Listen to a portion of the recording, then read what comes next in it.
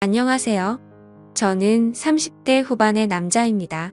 어린 아들이 한 명 있고 회사원이에요.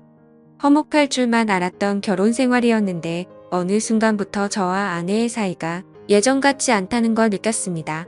솔직히 저는 아내와 결혼 전 연애할 때에도 성격과 궁합이 썩 잘 맞는 것 같다고 생각하지 않았습니다. 그렇지만 대학 시절부터 오랫동안 짝사랑했던 여자이고 예뻤으니까요. 그저 예전에는 쟁취하고 싶은 생각뿐이었어요. 그치만 연애 시절 사근사근해 보이던 아내는 육아에 지쳐 가끔 예민해진 모습을 보이고 또 어쩌다 함께 시간을 보내면 생전 그러지 않은 사람이었는데 저에게 주눅드는 말들을 내뱉더군요. 그저 의아하기만 했습니다. 저는 의기소침한 사람인지라 아내에게 이유를 물어보지도 않고 그저 잠자리를 회피하기만 했었죠. 그런데 돌이켜보니 아내도 그게 상처였던 것 같습니다. 소심한 저와 마찬가지로 아내도 말이 없는 사람이고 생각이 많은지라 저에게 말을 걸지 않더라고요. 그렇게 서서히 우리 부부는 아이 키우는 데만 열중하고 밤에는 따로 자는 게 일상이 되었습니다. 그때까지만 해도 설마 했습니다. 아내가 아가씨 때와는 다르게 표정력이라든지 발걸음이 커졌다고 생각했었지만 설마 아들밖에 모르는 아기 엄마가 한눈을 팔겠나 싶었습니다. 그런데 웬걸요. 저의 크나큰 오산이었습니다. 한두 달쯤 지났을 때였을 거예요. 제가 여느 때처럼 회사에서 업무 중이었는데 갑자기 배가 사살 아픈 거예요. 그런데 직장 동료 몇 명도 저와 같은 증상을 보였고 점점 심해진 복통으로 우리들은 병원에 갔습니다. 진찰을 받아보니 의사가 식중독이라고 하더라고요. 알고 보니 그날 밖에서 사 먹은 점심 식사에 문제가 있었고 그렇게 병원에서 간단히 치료를 하게 되었습니다. 기운이 다 빠진 상태에서 좀 쉬다가 집에 가려고 아내에게 전화를 걸려고 했는데 그날따라 핸드폰이 방전됐길래 그냥 빨리 집에 들어가서 쉬고 싶어서 바로 집으로 향했습니다. 그렇게 겨우겨우 집 앞에 도착했고 무거운 몸을 이끌며 천천히 들어가려 했습니다. 우리 집은 복도식 아파트 뜻적 집이라 엘리베이터에서 내려도 한참을 걸어가야만 했어요. 그렇게 가고 있는데 그때 우리 집에서 문소리와 함께 문이 열렸습니다. 그리고 웬 키가 큰 남자가 먼저 나오더라고요. 저는 왜 그랬는지 모르겠지만 본능적으로 얼른 복도로 숨었습니다. 그리고 조용히 지켜보았습니다.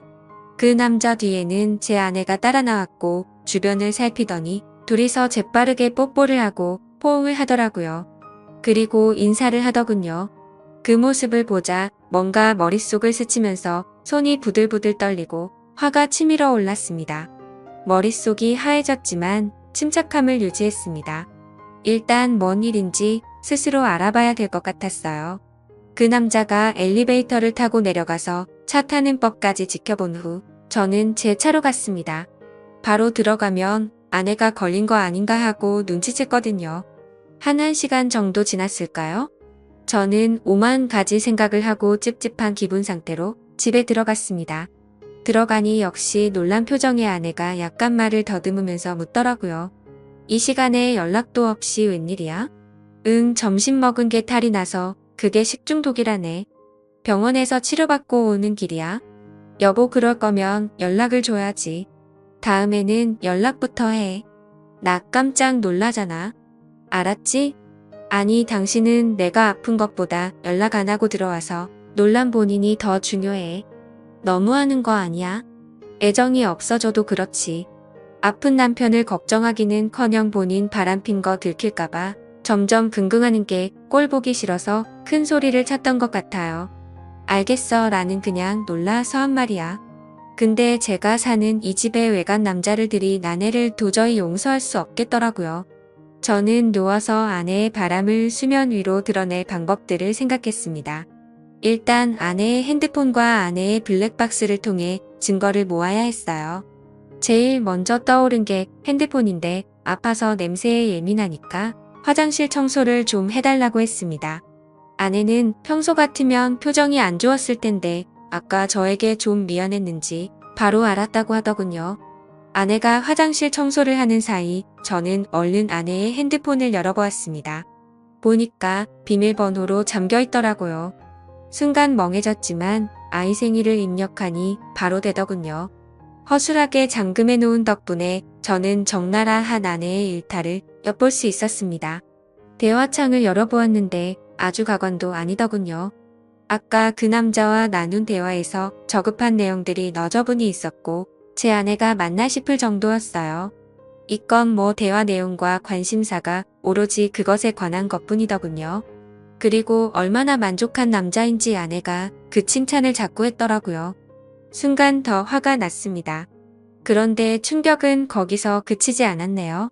보니까 10살이나 어린 20대 남자와의 대화 내용도 있는 거였습니다. 2명의 남자를 만나고 다니는 거였네요. 그리고 그 어린 남자와도 은밀한 대화를 나눈 게 보였는데 심지어는 사진까지 주고받은 거였습니다. 또 다시 손이 바들바들 떨렸어요. 그리고 그 어린 남자의 사진도 보았는데 나이만 어렸지. 아주 저와 비교했을 때 제가 기가 죽을 정도로 체격이 커 보이더군요. 일단 모든 걸 사진으로 증거를 남긴 후 모른 척하고 누웠습니다. 다음 날에는 퇴근하자마자 아내의 자동차 안의 블랙박스도 확인해 보았어요. 보니까 두 남자와 자주 만나는 시간대 그리고 자주 가는 장소들을 알 수 있겠더라고요. 어느 평일 점심시간 저는 회사 점심시간에 조금 일찍 나와서 집 앞 주차장에서 몰래 대기를 하고 있었어요. 얼마 지나지 않아 제 예상과 맞게 아내가 차를 타러 나왔습니다. 다른 남자 만나러 갈 때 설레어 보이는 아내를 보니 비참함이 몰려왔습니다. 그렇게 몰래 뒤따라갔고 아내가 마침 한 오피스텔로 들어가더군요. 얼른 따라 들어갔고 아내가 엘리베이터에서 몇 층에 내리는지 몰래 지켜봤습니다. 6층이더군요. 조금 뒤 올라갔는데 호수가 많아서 어디로 들어갔는지 알 수가 없더라고요. 그런데 현관 밖으로부터 아내의 목소리가 들리는 곳이 있더군요. 어디라고 말하지 않아도 금세 알 수 있었네요. 신발 소리가 들리지 않게 조심조심 그곳 앞에 섰습니다. 문 앞에 갔을 땐 방금 전까지 하하호호 웃던 아내와 외간 남자의 목소리가 조용해지더니 잠시 뒤 아주 난리도 그런 난리가 아닌 듯한 더러운 소리가 들려왔어요. 아내한테서 한 번도 들을 수 없던 것인데 아내는 그렇게 행복했나 봅니다. 그런 아내의 모습을 보니 저는 더욱 아내를 놓아줘야겠다고 생각이 들더라고요. 그리고는 씁쓸한 마음으로 녹음을 했습니다. 그리고 저는 도저히 그곳에 있기가 힘들어서 자리를 박차고 나와버렸습니다. 조용히 차에 들어가서 녹음을 재생해보고 아내의 소리를 다시 듣는데 너무 비참해서 눈물이 나더라고요. 그렇게 집에 와서 조용히 증거물들을 정리해놓고 이혼 서류도 준비했습니다. 잠시 뒤 불륜을 저지른 아내가 들어오더니 또 일찍 집에 온 저를 보고 소스라치게 놀라더군요. 또 왜 이렇게 일찍 왔어? 저는 말 없이 자료들을 아내에게 보여줬습니다. 실컷 즐기고 살아. 아이는 내가 데리고 살 거야. 너는 지금 뭐에 홀린 사람 같아서 불안해. 아이 못 키우게 할 거야. 아내는 당황한 나머지 아무 말도 하지 못하더군요. 잠시 뒤 여보, 내가 잘못했어. 그냥 호기심에 한번 그런 거야. 한 번만 기회를 줘요. 우리 아이 없이 내가 어떻게 살아. 난 이미 마음 먹었고 정리될 때까지 당분간 떨어져 있자. 그렇게 저는 아내를 내쫓았습니다. 그 집도 제 자산으로 일군 거거든요. 이혼 조정 기간이 끝나고 그 집에서는 저와 아들 이렇게 둘만 지냈습니다. 그런데 안방에 갈 때마다 그 남자 생각이 나서 괴롭더라고요. 그래서 바로 집을 처분하고 새로운 지역에 가서 아들과 행복하게 살고 있습니다. 그렇게 1년이 지났네요. 아내와 제가 오랫동안 사귀었고 친구들도 서로 아는 사이인지라 아내 소식이 귀로 들려오긴 하는데 양육비 버느라 식당에 다닌다네요. 그새 많이 늙었다고 하더라고요. 여태껏 제 집에서 제가 주는 용돈으로 넉넉히 생활하다가 얼른 월세 내야지. 아이 양육비 내야 되지. 그 사람도 먹고 사느라 바쁘겠죠.